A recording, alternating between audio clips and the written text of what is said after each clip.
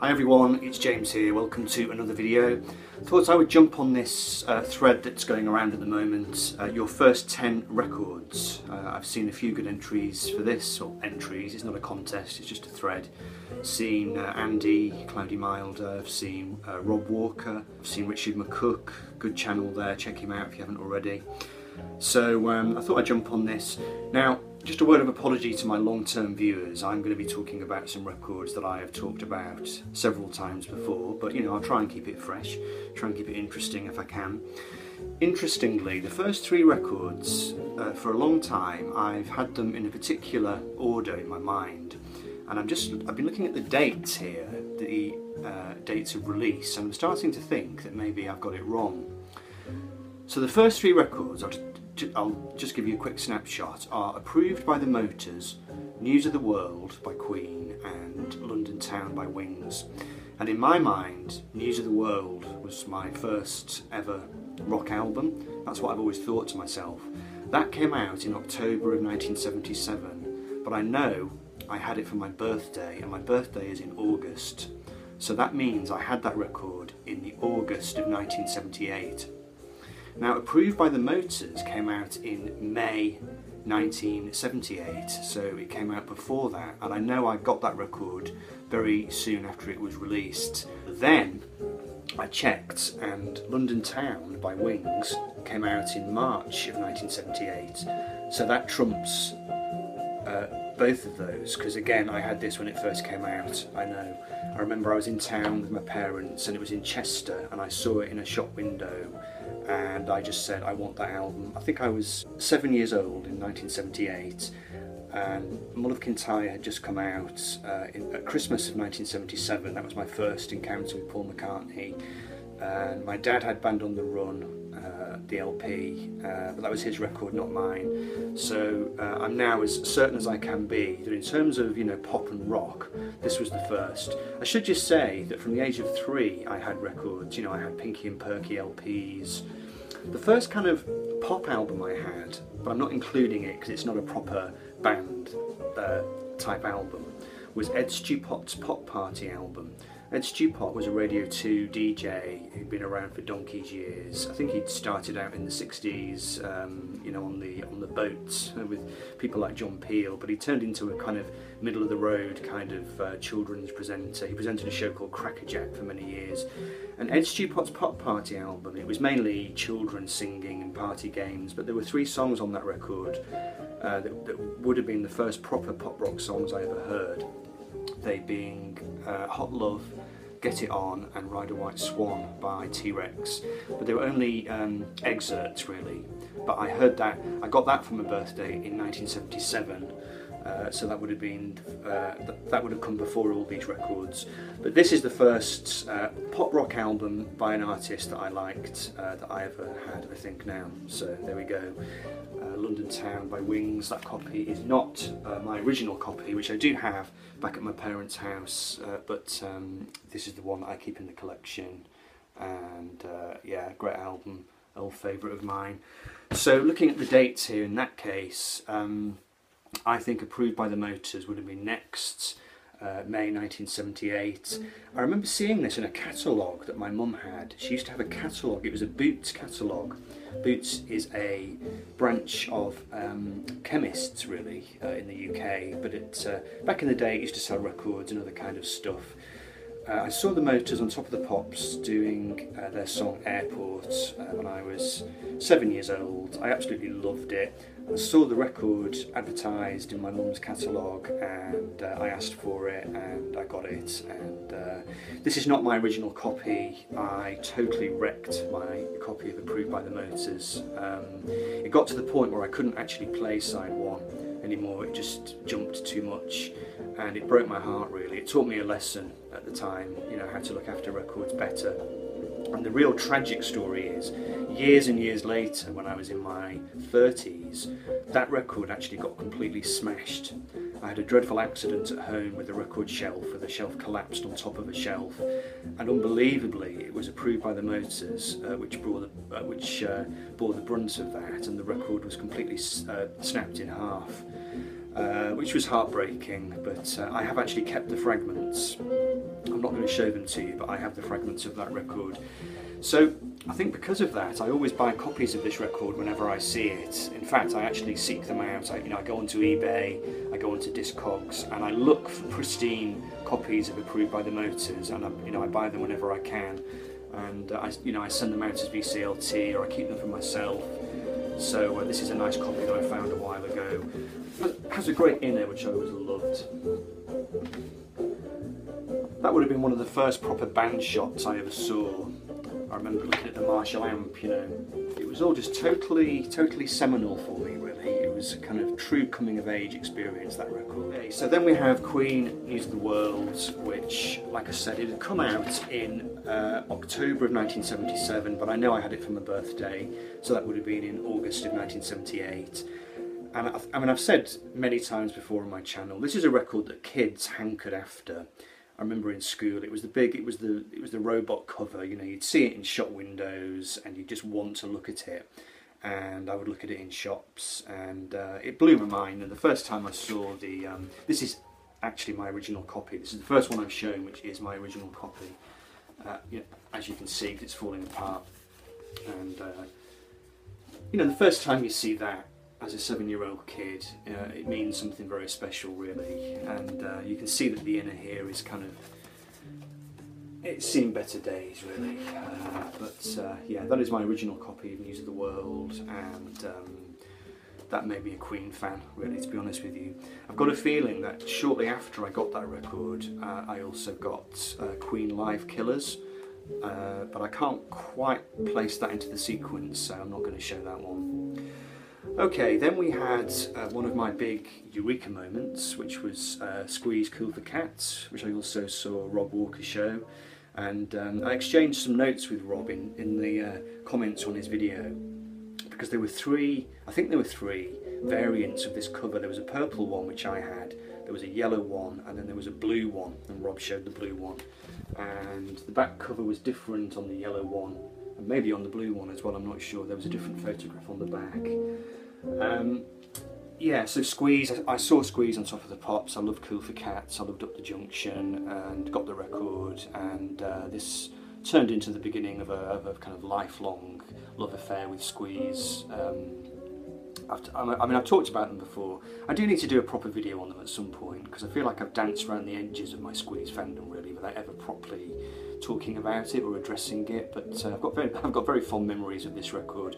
One of the things that always makes me laugh about this record is that it's full of really dirty, smutty lyrics. And my parents, I don't know what they thought I was listening to. I mean, I used to sing along to the songs, and my parents used to look at me, like, what on earth is he singing? On the song Cool for Cats, when he sings about having a dirty, a nasty little rash, getting a venereal disease. And there's a song on this record called Touching Me, Touching You, which is basically about masturbation. It was like South London smut, picture postcard kind of, Benny Hill, naughty lyrics, husbands with their trousers down, standing in the pub car park, and, people getting drunk. And I was 8 years old, and my parents never batted an eyelid. I don't think they quite knew what to make of it, but they were not disapproving, shall we say. Okay, this one I can date to 1979, and it was given to me by my step granddad, my granddad Jack, who was my dad's stepdad. I don't know why he gave it to me, because he wasn't the kind of person who normally would give me things, he wasn't a kind of favourite grandfather or anything, but I do seem to remember he gave me the Shadows' Golden Greats, and I knew nothing about the Shadows. This record meant nothing to me at all until I got it home and listened to it, and then I became obsessed with it. Probably for a good few months. I used to run home from school to listen to it on dark autumn evenings, and I used to make up my own words to the songs, because it's all instrumental stuff, the guitars. But the evocative song titles, things like Apache, Man of Mystery, The Frightened City, Genie with the Light Brown Lamp, The Warlord, Place in the Sun, and my big favourite, Atlantis, which used to make me cry when I was a kid. It just has this very kind of yearning, melancholy quality to it with all the strings. It's quite melodramatic, and I found this record very mysterious. Like I said, I knew nothing about the Shadows at all. I didn't really understand why there was no singing in it. And the sound of Hank Marvin's guitar, it's very evocative, and it used to fill my head with pictures and images, and like I said, I used to run home from school to listen to this, and I just absolutely loved it. So thanks, Grandad Jack. Long gone, I'm afraid. Okay, in 1979, Pink Floyd hit the charts with Brick in the Wall Part 2, and that was a massive hit single in England. And I think Pink Floyd had been away for a while. I'd certainly never heard of them. It was not a name that meant anything to me at all, but I mean, clearly that was a great pop single. Everybody loved it at school. It had a great video, you know, with the walking hammers and that great refrain. You know, we don't need no education. Hey, teacher, leave the kids alone. It was just absolute dynamite. Now, I knew The Wall was coming out, but I didn't quite get that yet. I've got such a strong memory of this. I went for my haircut in my hometown, and my dad took me for some reason. My dad never normally used to take me for haircuts, it was always my mum, but my dad took me for a haircut, and then we went on to a shop. I suspect it was either Woolworths or Boots, and my dad really kindly bought me this record, which is a nice pair, which is the first two Pink Floyd albums kind of rolled into one. It came out in 1974. Now, I had already heard The Dark Side of the Moon by this point, because my dad had it in his collection, and he played it for me after I had fallen in love with Brick in the Wall. And Dark Side of the Moon was a very enigmatic album. You know, there were no pictures of the band on the cover. It really appealed to me, you know, all the kind of long instrumental passages and all the sound effects. It was a really interesting, enigmatic record for a 8-year-old to encounter. But this album was totally different. I mean, it had all these pictures for a start, and you know, I was totally intrigued to finally discover who Pink Floyd were and what they looked like. I had no idea which one of them was which, but it was a really interesting record. And of course, The Piper at the Gates of Dawn is an extremely different record to anything Pink Floyd ever did after that, because it was mainly Syd Barrett songs. So I just ran headlong into this, and it kind of really changed my musical outlook, really. It was my first encounter with 60s pop psych, and just that kind of early British pop psych sound and songs of Syd Barrett. It was a really big major encounter for me. And then it was in August of 1980 that I finally got hold of The Wall. This is my original copy. This was a gift from my maternal grandmother. I remember having it. She gave it to me in her house. She lived in a little kind of red-bricked council house in England with a coal fire, and I've got a distinct memory of opening this present and looking at it and just obsessing over it, you know, with the amazing gatefold, and taking it home and listening to it, and just being very bewildered by it. I think, you know, I think for a kid, because The Wall is full of such heavy stuff, such adult stuff, and I think I just thought it was a piece of science fiction. Part of the reason for that is, on that same birthday, in the morning, I got this record from my parents, and I always think of this record and this one as almost two sides of the same story, you know, because you've got the kind of the big gatefold and the, you know, the science fiction trappings, and Pink Floyd records, I just read this as total sci-fi, really. And to get that in the morning off your mum and dad, and then to get that in the afternoon off your grandmother, that is one hell of a birthday. I knew about this because I had an extremely good teacher at school when I was in, I think it was my 4th year of primary school. I had a teacher called Mrs. Broad, who was a fantastic inspirational teacher. She did a topic on the Victorians for us, and you know, we read little bits of Charles Dickens, and we looked at pictures of Queen Victoria, and she played us this record, which was in her husband's record collection. Her husband, who was called Pete, had a great rock collection albums. He was kind of into new wave of British heavy metal. He had all sorts of stuff in his house. It was absolutely fascinating. But he had this record, so what she did was she brought this into school and she played it for us, one side per day. And we were in the school hall and she put it on the record player and we all listened to it, you know, side 1 on Monday, side 2 on Tuesday. So you can imagine, I mean, we were totally, the whole class was totally enthralled with it.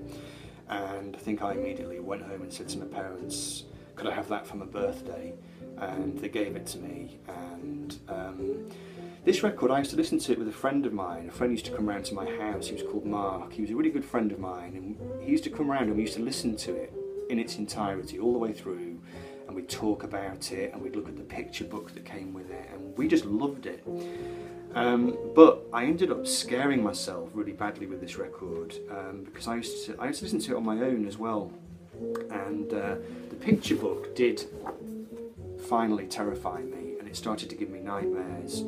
And you know, it's got some really scary imagery. I tried hiding it in the wardrobe at one point to try and stop myself from looking at it because it was giving me nightmares. But eventually I really did become quite scared. I didn't want to go upstairs to my room, I didn't want to go to bed, you know. So my mum ended up throwing the booklet away, and I was heartbroken after that. And you know, years and years later I came across another copy. So I got the book back again, but yeah, for a kid, maybe with a bit of an active imagination, when I was with Mark listening to it, it was absolutely fine, but listening to it on my own, it was too much really. Too much for one child to bear. So anyway, thank you Mrs. Broad for introducing me to that. Okay, and we'll finish with a couple of records. 1980 by this point, and I can date this because I got this shortly after John Lennon was killed. It was my first Beatles LP. I already knew the Revolver album, which my dad had in his collection. But this was totally different, really, because Revolver is you know, an absolute studio creation. It's a very carefully controlled sonic environment.